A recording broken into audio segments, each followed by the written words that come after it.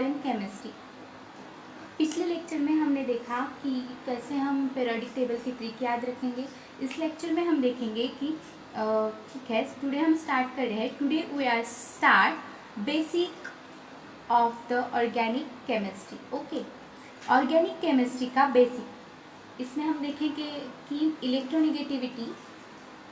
Electronegativity हम कैसे check करेंगे और इलेक्ट्रोनिगेटिविटी होती क्या है, और वॉल्यूम चार्ज डेंसिटी।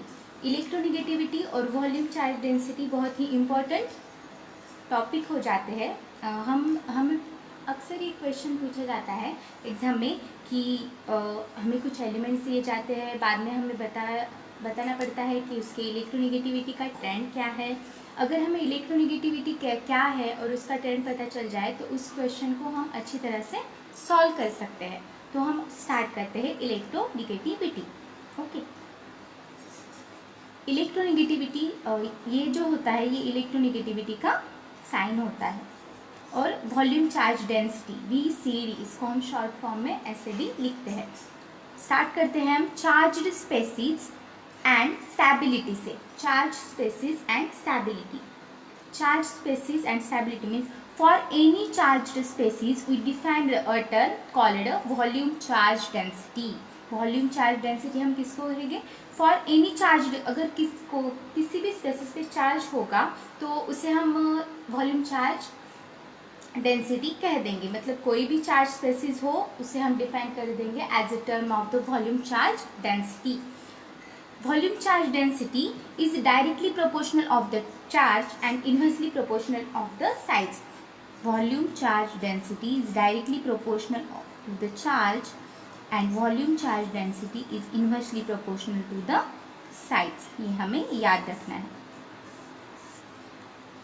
मतलब जैसे जैसे वॉल्यूम चार्ज डेंसिटी इंक्रीज होती जाएगी वैसे ही चार्ज इंक्रीज होता जाएगा, और जैसे जैसे साइज घटती जाएगी वॉल्यूम चार्ज डेंसिटी इंक्रीज होती जाएगी। मतलब वॉल्यूम चार्ज डेंसिटी है वो चार्ज के डायरेक्टली प्रोपोर्शनल है और साइज के इनवर्सली प्रोपोर्शनल है। As the volume charge density increases, potential energy is also increases। मतलब वॉल्यूम चार्ज डेंसिटी अगर बढ़ती जा रही है तो पोटेंशियल एनर्जी भी हमारी बढ़ती जाएंगी, इंक्रीज होती जाएंगी। एंड स्टेबिलिटी डिक्रीजेस, मतलब वॉल्यूम चार्ज डेंसिटी अगर किसी स्पेसिस की ज़्यादा है तो उसकी स्टेबिलिटी क्या होगी? कम होगी। इसलिए stability is the inversely proportional of the volume charge density. मतलब अगर स्टेबिलिटी किसी स्पेसिस की हमें ज़्यादा बतानी है तो उसकी वॉल्यूम चार्ज डेंसिटी क्या होनी चाहिए? कम होनी चाहिए। As the volume charge density increases, potential energy is also increases and the stability is decreases. Stability क्या हो जाएगी? घट जाएगी। ठीक है, हम नेक्स्ट देखते हैं। अभी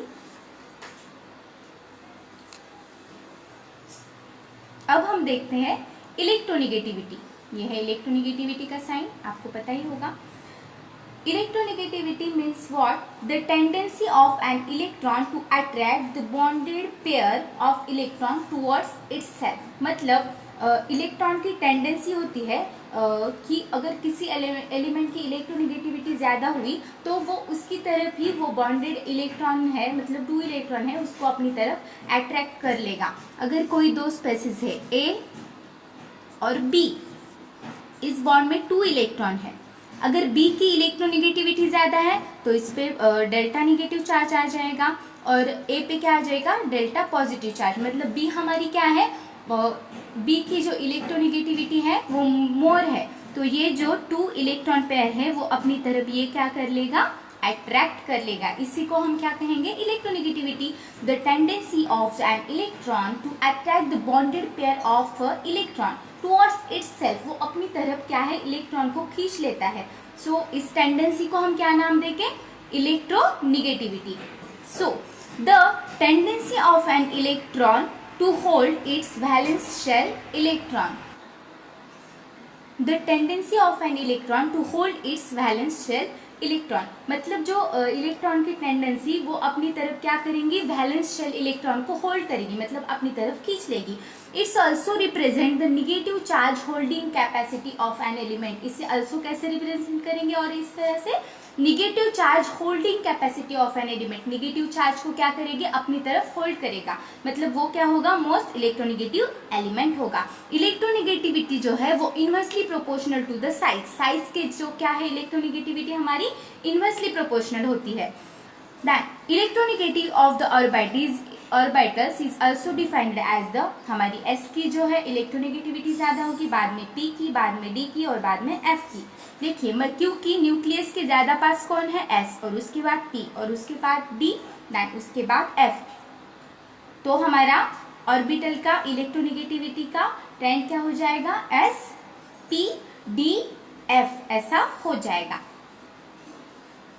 बाद में carbon shows only 3 types of the hybridization. आपको पता ही है कि कार्बन और hydrogen only 3 types of the hybridization show करता है। इन ऑर्गेनिक कंपाउंड्स में हम देख रहे हैं तो the most of the compound carbon and hydrogen से ही बने होते हैं, जैसे कि बहुत सारे एग्जांपल्स होते हैं। Carbon shows only 3 types of the hybridization in its compounds, जैसे कि sp, से हम इसे रिप्रेजेंट करते हैं sp, sp2 and sp3, 3 types of the hybridization. तो sp का परसेंट ऑफ s कैरेक्टर क्या है 50% और sp2 का 33.33% और sp3 का 25%। मतलब परसेंट ऑफ s कैरेक्टर मतलब क्या, इसमें कितना s कैरेक्टर प्रेजेंट है। और हमें तो ये याद रखना है कि electronegativity is directly proportional to the percent of s character, मतलब जिस भी स्पेसिस में परसेंट ऑफ s कैरेक्टर ज्यादा होगा उसकी क्या है, इलेक्ट्रोनिगेटिविटी ज्यादा हो जाएगी। Electronegativity is directly proportional to the percent of s character, इसलिए electronegativity of the sp element की ज्यादा हो जाएगी, बाद में sp2 की, देन sp3 की। ठीक है, ये समझ में आ गया। एक बार ये सब आप अच्छी तरह से देख लीजिए। अब हम चलते हैं आगे। क्या है next, the molecule can become partially polar because of difference in hybridization. The molecule can become polarity partially polar because the difference in hybridization. तो ठीक है, हम इस कार्बन का जो है हाइब्रिडाइजेशन देखते हैं।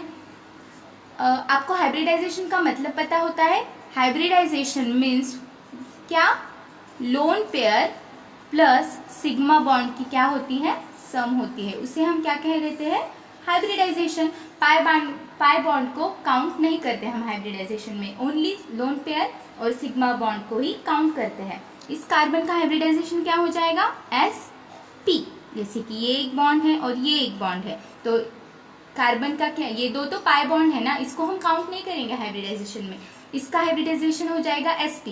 और इस कार्बन का हाइब्रिडाइजेशन क्या हो जाएगा, sp, और हाइड्रोजन के साथ एक बॉन्ड है ना इसका, तो ये क्या हो जाएगा, sp2 हाइब्रिडाइज्ड हो जाएगा। देन किस में परसेंट ऑफ s कैरेक्टर ज्यादा होगा, ऑब्वियसली sp में परसेंट ऑफ s कैरेक्टर ज्यादा होगा, इसमें 50% s कैरेक्टर होगा और इसमें 33.33% क्या होगा, s कैरेक्टर होगा। तो अगर मैं कह दूं कि ये कार्बन a है और ये कार्बन b है, तो किसकी इलेक्ट्रोनिगेटिविटी ज्यादा होगी, obviously electronegativity is directly proportional of the percent of s character. तो हमारी a की जो क्या है इलेक्ट्रोनिगेटिविटी b से ज्यादा हो जाएगी।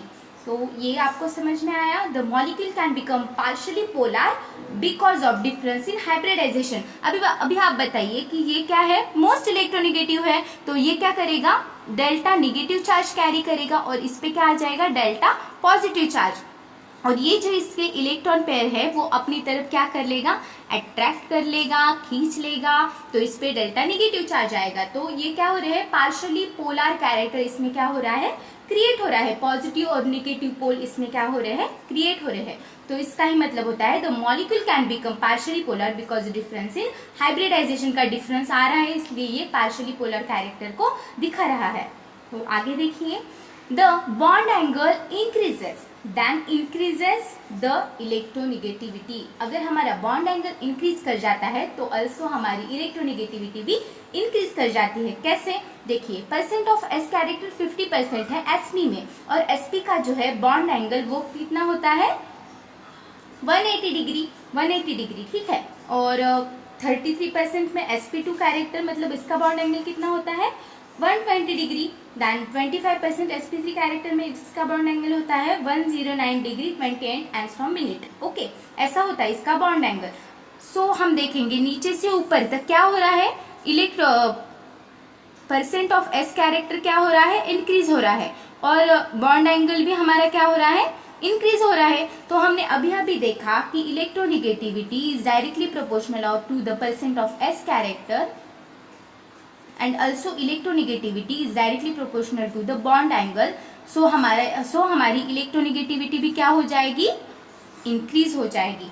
तो bond angle is directly proportional to the electronegativity, bond angle is directly proportional to the percent of S character and also bond angle also increases the electronegativity of the atom।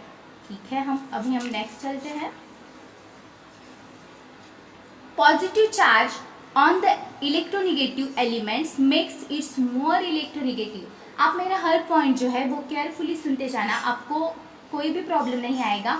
अगर आपने ठीक से सुना नहीं होगा तभी तो आपको प्रॉब्लम आ सकता है। अगर आप अच्छी तरह से मेरी वीडियो देख रहे हैं तो आपको कोई भी प्रॉब्लम नहीं क्रिएट होगा। तो let's start. Positive charge on an electronegative element makes it more electronegative. तो आप बता सकते हैं कि कैसे ऐसा हुआ। आप हमको पता है कि कैटायन की जो साइज होती है वो एनायन से, और पेरेंट एटम, ये क्या है, पेरेंट एटम है, पेरेंट एटम से क्या होती है, लेस होती है उसकी साइज। मतलब क्या है, हमारी electronegativity is inversely proportional to the size है।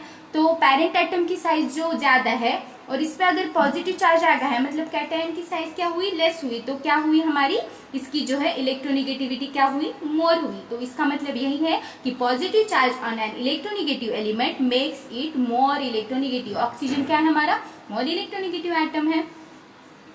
देन नेक्स्ट पॉइंट देखते हैं हम, angle strain in cyclic compounds. अभी साइक्लिक कंपाउंड्स में कैसे इलेक्ट्रोनेगेटिविटी का असर होता है ये भी हम देखते हैं। ये क्या है, साइक्लोप्रोपेन, ये है साइक्लोब्यूटेन, ये है साइक्लोपेंटेन, ये है साइक्लोहेक्सेन। तो ये जो है दो हाइड्रोजन है, यहाँ पे भी हाइड्रोजन है, यहाँ पे भी दो हाइड्रोजन है, यहाँ पे भी दो हाइड्रोजन होते हैं, आपको पता ही है ना। इसका क्या हो जाएगा, हाइब्रिडाइजेशन sp3, इसका भी हाइब्रिडाइजेशन sp3, इसका भी हाइब्रिडाइजेशन sp3, और इसका भी हाइब्रिडाइजेशन क्या हो जाएगा, sp3। अगर हम इसे कह दे θ1, θ2, θ3, θ4, तो अब हमें बताना है कि किसकी इलेक्ट्रोनेगेटिविटी वो ज्यादा होगी और किसकी इलेक्ट्रोनेगेटिविटी क्या होगी, कम होगी। तो हम कैसे बताएंगे, हमें ये देखना है कि ये बॉन्ड होते हैं अंदर के, इसे हम कहते हैं एंडोसाइक्लिक बॉन्ड, और जो बाहर के ये बॉन्ड होते हैं हाइड्रोजन से, यहाँ भी दो हाइड्रोजन है, तो इन्हें हम क्या कहेंगे, एक्सोसाइक्लिक बॉन्ड। इसे कहेंगे एंडोसाइक्लिक बॉन्ड जो अंदर की तरफ होते हैं, और बाहर की तरफ जो बॉन्ड होते हैं उसे कहेंगे हम एक्सोसाइक्लिक बॉन्ड। देन हम देखेंगे कि ये जो सारी sp3 हो गए, बाद में इनका जो है बॉन्ड एंगल भी सेम हो जाएगा। इनका बॉन्ड एंगल क्या हो जाएगा, अभी हमने देखा ना, sp3 का बॉन्ड एंगल क्या होता है 109 डिग्री 28 एंगस्ट्रॉम। ओके, ये होता है इसका बॉन्ड एंगल। देन इसमें हम देखेंगे कि इसका एक्चुअल में बॉन्ड एंगल इतना नहीं होता। ये जो है साइक्लोप्रोपेन, इसका बॉन्ड एंगल होता है अंदर से 60 डिग्री। तो ये क्या हो गया, स्ट्रेन हो गया ना, इसमें तो क्या है, स्ट्रेन आ गया। ये एक्चुअल में कितना होना चाहिए था, 109 डिग्री 28 एंगस्ट्रॉम, इतना इसका बॉन्ड एंगल होना चाहिए था। लेकिन कितना कम हुआ इसका बॉन्ड एंगल, 49 डिग्री 28 एंगस्ट्रॉम, इतना इसका बॉन्ड एंगल कम हुआ। मतलब ये जो रिंग है वो स्ट्रेन कर गई, वो अंदर से क्या हो गई, कॉम्प्रेस्ड हो गई ये रिंग, और ये जो क्या है बॉन्ड एंगल इसका अंदर का डिक्रीज हो गया। लेकिन आप ये भी देखिए कि अगर ये अंदर से बॉन्ड एंगल कम हो रहा है तो बाहर से इसका जो बॉन्ड एंगल है वो क्या कर जा रहा है, इंक्रीज कर जा रहा है। और अभी अभी हमने देखा कि bond angle is directly proportional to the electronegativity. तो हमारा क्या हो जाएगा, ये जो रिंग है इसकी इलेक्ट्रोनेगेटिविटी सबसे ज्यादा होगी, बाद में इसकी होगी, इसका 90 डिग्री है, बाद में इसकी होगी, देन ये भी बाहर से, लेकिन इससे तो कम ही बढ़ेगा ना, इसका बाहर का एंगल भी बढ़ जाएगा लेकिन इससे थोड़ा कम बढ़ेगा। तो पहले हमारा आ जाएगा θ1, देन आ जाएगा θ2, देन आ जाएगा θ3, देन आ जाएगा θ4। सो ये आ जाएगी हमारे इलेक्ट्रोनेगेटिविटी का ट्रेंड आ जाएगा। ठीक है, तो आपको पता चल गया कि कैसे हम इलेक्ट्रोनेगेटिविटी देखेंगे। तो ठीक है, हम इसे देखते हैं। देखिए इसे आप बताइए कि ये कौन सी रिंग है, साइक्लोप्रोपेन। सो इसका अंदर का बॉन्ड एंगल कितना होगा, 60 होगा। और इसका कितना होगा, ये हमारा साइक्लोब्यूटेन है तो इसका 90 होगा। ये जो रिंग है, जो फर्स्ट कार्बन है और सेकंड कार्बन है, इसका जो क्या होगा, अगर मैं आपको पूछूं कि किसकी इलेक्ट्रोनेगेटिविटी ज्यादा होगी, तो फर्स्ट की इलेक्ट्रोनेगेटिविटी सेकंड से ज्यादा होगी ऑब्वियसली, क्योंकि इसका बाहर का एंगल क्या कर जाएगा, इंक्रीज कर जाएगा। तो बॉन्ड एंगल इंक्रीज हो जाएगा, देन इलेक्ट्रोनेगेटिविटी भी क्या हो जाएगी, इंक्रीज हो जाएगी। तो अब अभी हमने देखा कि angle strain in cyclic compounds, ये अगर आपको समझ में आया हो तो अच्छी तरह से बताइएगा कमेंट बॉक्स में। आपको अगर कुछ भी समझ में नहीं आया हो तभी आप अपनी प्रॉब्लम कमेंट बॉक्स में मुझे ज़रूर लिखें। ठीक है, अब हम आगे चलते हैं। अभी अगला पॉइंट हम देखते हैं। आज मैं थोड़ा सा लेंदी लेक्चर लेके आई हूँ क्योंकि बहुत दिनों से चल रहा है ना। मैंने अभी 2 ही लेक्चर डाले, तो पहला लेक्चर था कोई 6 मिनट का था और सेकंड लेक्चर 16 मिनट का था, लेकिन ये लेक्चर थोड़ा सा लेंदी है। इससे आपकी बेसिक कंसेप्ट और बिल्ड हो जाएगी। अगर आपका बेसिक कंसेप्ट क्लियर होगा तो भी तभी हम आगे बढ़ेंगे, तो ये हमें अच्छे से समझ में आ सकता है। तो ठीक है, हम चलते हैं स्टेबिलिटी ऑफ द चार्जेस। अब हम देखेंगे कि स्टेबिलिटी ऑफ द चार्जेस हम कैसे चेक करेंगे, चार्ज की स्टेबिलिटी। Along the period हमें देखना ना, along the period, आपको पीरियडिक टेबल तो पता ही है। Along the period, जब हम पीरियड में आगे जाते हैं तो इलेक्ट्रोनेगेटिविटी डोमिनेट करती है, ये हमेशा याद रखना है। जब हम along the period जाते हैं तो इलेक्ट्रोनेगेटिविटी डोमिनेट करती है ओवर, किस पे डोमिनेट करती है, वॉल्यूम चार्ज डेंसिटी पे। Okay, along the period electronegativity dominates over the volume charge density. मतलब देखिए, ये फ्लोरीन निगेटिव है, ये ऑक्सीजन निगेटिव है, नाइट्रोजन निगेटिव है और कार्बन निगेटिव है। हमें पता है कि fluorine is the most electronegative element. Then ये जो है इसकी क्या हो जाएगी, इलेक्ट्रोनेगेटिविटी ज्यादा हो जाएगी। देन इसकी इलेक्ट्रोनेगेटिविटी ज्यादा हो जाएगी, क्योंकि क्या है, along द पीरियड इलेक्ट्रोनेगेटिविटी क्या करती है, डोमिनेट करती है और इलेक्ट्रोनेगेटिविटी क्या हो जाती है, बढ़ जाती है। Negative charge is more stable on the more electronegative atom along the period. along the period ये ध्यान में रखना है हमें कि नेगेटिव चार्ज जो है वो along the period more stable, more electronegative atom पे ऑलवेज निगेटिव चार्ज क्या होता है, स्टेबल होता है। और positive charge is more stable on the less electronegative atom, जो लेस इलेक्ट्रोनेगेटिव एटम है उस पर पॉजिटिव चार्ज स्टेबल होता है। देखा ना हमने कि क्या है, निगेटिव चार्ज क्या है, ये मोर इलेक्ट्रोनेगेटिव एटम पे मोर स्टेबल है, तो इसकी स्टेबिलिटी क्या हो जाएगी, ज्यादा हो जाएगी। Then positive charge is more stable on the less electronegative atom. Carbon क्या है, नाइट्रोजन से लेस इलेक्ट्रोनेगेटिव एटम है। ऑक्सीजन क्या है, नाइट्रोजन से मोर इलेक्ट्रोनेगेटिव एटम है। तो क्या हो जाएगी, कार्बन पे जो पॉजिटिव चार्ज है वो ज्यादा स्टेबल हो जाएगा। तो इसकी स्टेबिलिटी ऐसे हम दिखा सकते हैं। नेक्स्ट पॉइंट हम देखेंगे कि positive charge can become more stable. ध्यान से सुनिए, positive charge can become more stable on more electronegative element when कभी its octet is complete। अगर उसका ऑक्टेट कंप्लीट होगा तो पॉजिटिव चार्ज भी मोर स्टेबल हो सकता है मोर इलेक्ट्रोनेगेटिव एटम पे।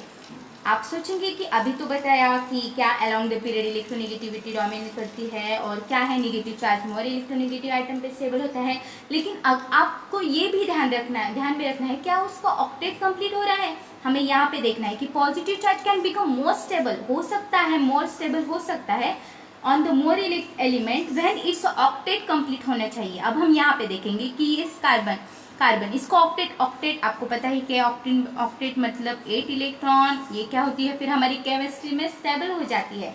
तो ये क्या है, 6 इलेक्ट्रॉन, यहाँ पे 2, यहाँ पे 2 और यहाँ पे 2, ये क्या हो गए, 6 इलेक्ट्रॉन हो गए। और यहाँ पे आप देखिए इस ऑक्सीजन पे पॉजिटिव चार्ज आ रहा है, लेकिन इसका क्या हो रहा है, कार्बन का ऑक्टेट हम कंप्लीट कर दे रहे हैं, तो इसके लिए इसकी स्टेबिलिटी क्या हो जाएगी, इससे बढ़ जाएगी। तो ये भी हमें ध्यान में रखना है कि positive charge can become more stable on more electronegative element when it's octet is complete हो, तो क्या हो जाता है, वो स्टेबल हो जाता है। ठीक है, आप ये सारे पॉइंट एक बार देख लीजिए अच्छी तरह से। फिर हम चलते हैं हमारे नेक्स्ट पॉइंट की तरफ। क्या है नेक्स्ट पॉइंट? है डाउन द ग्रुप। हमने अभी अलोंग द पीरियड देखा, तो अब हमें देखना है कि हमें तो पता ही है कि जो हॉरिजॉन्टल लाइन होती है पीरियोडिक टेबल में उसे कहते हैं हम पीरियड, एंड जो वर्टिकल होती है उसे कहते हैं हम groups. So down the group, जब हम ग्रुप में नीचे आते हैं, down the group volume charge density dominate करती है ओवर द इलेक्ट्रोनिगेटिविटी। पहले मैंने आपको क्या बताया था कि along the period electronegativity dominate करती है वॉल्यूम चार्ज डेंसिटी पे। अभी डाउन द ग्रुप में हमें ये याद रखना है कि वॉल्यूम चार्ज डेंसिटी डोमिनेट करती है ओवर द इलेक्ट्रोनिगेटिविटी। एग्जांपल देखते हैं हम कैसे डोमिनेट करती है। आपको दो ही फैक्टर याद रखते हैं कि अलोंग द पीरियड हो तो इलेक्ट्रोनिगेटिविटी को बड़ा फैक्टर मान के हमें उसकी स्टेबिलिटी बता देनी है, और डाउन द ग्रुप हो, अगर हम नीचे आ रहे हो ग्रुप में, तो वॉल्यूम चार्ज डेंसिटी देखकर हमें उसकी क्या करनी है, स्टेबिलिटी चेकआउट करनी है। तो अभी एग्जांपल देखते हैं हम। Fluorine negative, chlorine negative, bromine negative, iodine negative. Okay, तो अभी हम इसमें क्या चेक करेंगे हम, वॉल्यूम चार्ज डेंसिटी। आपको पता ही है कि इलेक्ट्रोनिगेटिविटी क्या है बाबा, हमारी inversely proportional to the size है। तो आपको पता ही है कि फ्लोरीन जो है वो मोर इलेक्ट्रोनिगेटिव है, तो इसकी साइज क्या हो जाएगी, कम हो जाएगी। अभी हमें वॉल्यूम चार्ज डेंसिटी देखनी है, तो वॉल्यूम चार्ज डेंसिटी क्या है, साइज के जो क्या है, इनवर्सली प्रोपोर्शनल है ना। तो हमें वॉल्यूम चार्ज डेंसिटी हमें देखना है कि वॉल्यूम चार्ज डेंसिटी अगर बढ़ रही हो तो हमारी स्टेबिलिटी घट रही होती है। तो वॉल्यूम चार्ज डेंसिटी मतलब साइज इसकी, अगर इसकी साइज ज्यादा है तो इसकी स्टेबिलिटी भी क्या हो जाएगी, ज्यादा हो जाएगी, क्योंकि इसकी वॉल्यूम चार्ज डेंसिटी कम हो जाएगी। तो आयोडीन निगेटिव की क्या है, वॉल्यूम चार्ज डेंसिटी बढ़ जाएगी, बाद में आयोडीन हमारा क्या हो जाएगा, स्टेबल हो जाएगा, उसके बाद ब्रोमीन और उसके बाद क्लोरीन, देन हमारा फ्लोरीन क्या हो जाएगा, स्टेबल हो जाएगा। अब हम सेकंड एग्जांपल देखते हैं। Iodine plus bromine positive charge, chlorine positive, then fluorine positive. इसमें भी क्या हो जाएगा, यही हो जाएगा, हमारी साइज क्या हो रही है, बढ़ रही है, तो हमारी स्टेबिलिटी भी क्या हो जाएगी, बढ़ जाएगी, क्योंकि वॉल्यूम चार्ज डेंसिटी घट रही है। Volume charge density is directly proportional to the charge and inversely proportional to the size. So iodine की साइज ज्यादा है, मतलब उसकी वॉल्यूम चार्ज डेंसिटी जो है वो कम है। साइज ज्यादा है तो उसकी वॉल्यूम चार्ज डेंसिटी कम है, देन इसकी क्या हो जाएगी, स्टेबिलिटी मोर हो जाएगी। हमें ये ध्यान में रखना है कि वॉल्यूम चार्ज डेंसिटी अगर कम हो रही हो तो स्टेबिलिटी हमारी बढ़ जाती है, और वॉल्यूम चार्ज डेंसिटी हमारी बढ़ रही होगी तो स्टेबिलिटी कम हो जाएगी। अब आपको सिर्फ इतना ही फैक्टर ध्यान में रखना है, देन आप किसी भी इलेक्ट्रोनिगेटिव एटम की जो क्या है स्टेबिलिटी हम क्या कर सकते हैं, चेक कर सकते हैं। जैसे देखिए अलोंग द पीरियड, ये इस डायग्राम से मैं आपको समझाती हूँ। Along the period electronegativity dominate कर जाती है, और डाउन द ग्रुप क्या कर जाती है, हमारी वॉल्यूम चार्ज डेंसिटी डोमिनेट कर जाती है। मतलब वॉल्यूम चार्ज डेंसिटी क्या कर जाती है, हमारी डोमिनेट कर जाती है, लेकिन वॉल्यूम चार्ज डेंसिटी जो है वो inversely proportional to the size है। अभी आपको अच्छे से पता चल गया होगा कि कैसे हमने वॉल्यूम चार्ज डेंसिटी को फाइंड आउट किया।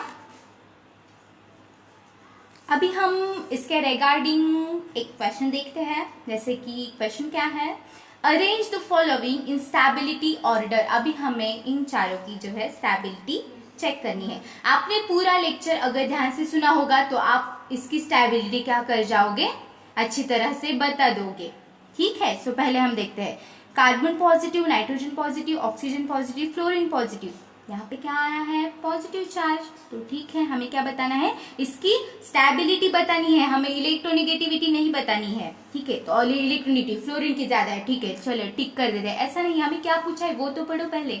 Arrange the following in the stability order बतानी है। ठीक है, तो क्या हो जाएगा, हमारा फ्लोरीन पे आ गया है पॉजिटिव चार्ज, ऑक्सीजन पे आ गया है पॉजिटिव चार्ज, नाइट्रोजन पे आ गया है पॉजिटिव चार्ज। तो पॉजिटिव चार्ज मतलब क्या हो जाएगी, हमारी कार्बन की स्टेबिलिटी ज्यादा हो जाएगी, क्योंकि क्या है, लेस इलेक्ट्रोनिगेटिव एटम पे पॉजिटिव चार्ज मोर स्टेबल होता है ना, तो एस की ये ट्रेंड इसका हो जाएगा।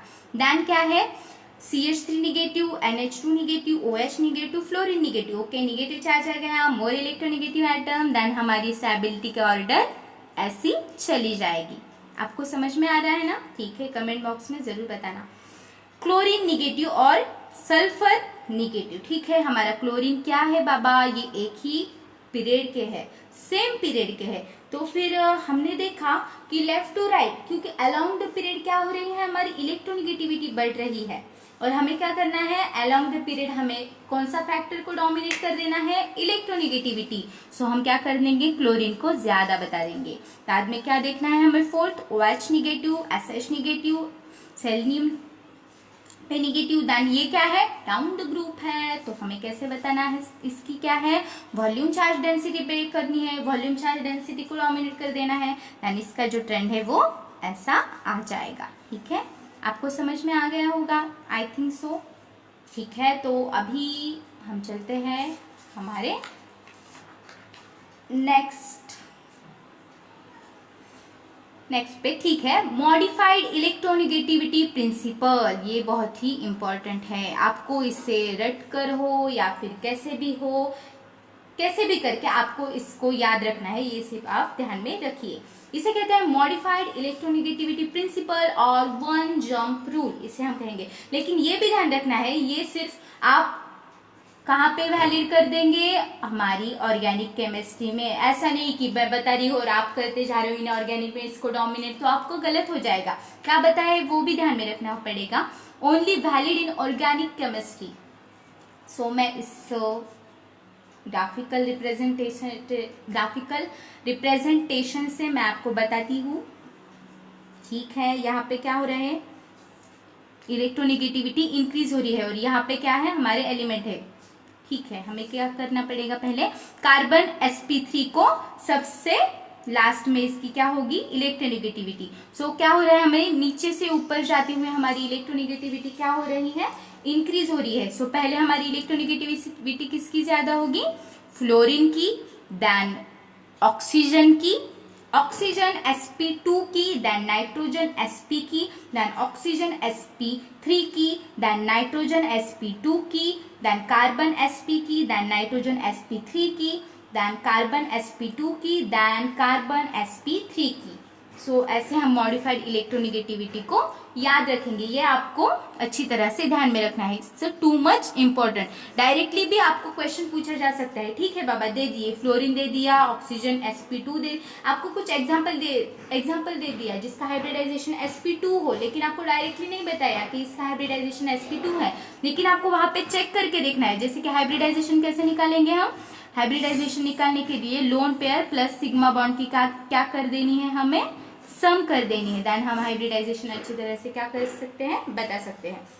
तो ये ट्रेंड ध्यान में रखना है। मैं फिर से बताती हूँ, फ्लोरीन की ज्यादा होगी ऑक्सीजन sp2 से, फिर नाइट्रोजन sp की होगी, देन ऑक्सीजन sp3 की उससे कम होगी, देन नाइट्रोजन sp2 की होगी, देन कार्बन sp की होगी, देन नाइट्रोजन sp3 की होगी, देन कार्बन sp2 और कार्बन sp3 आ जाएगी।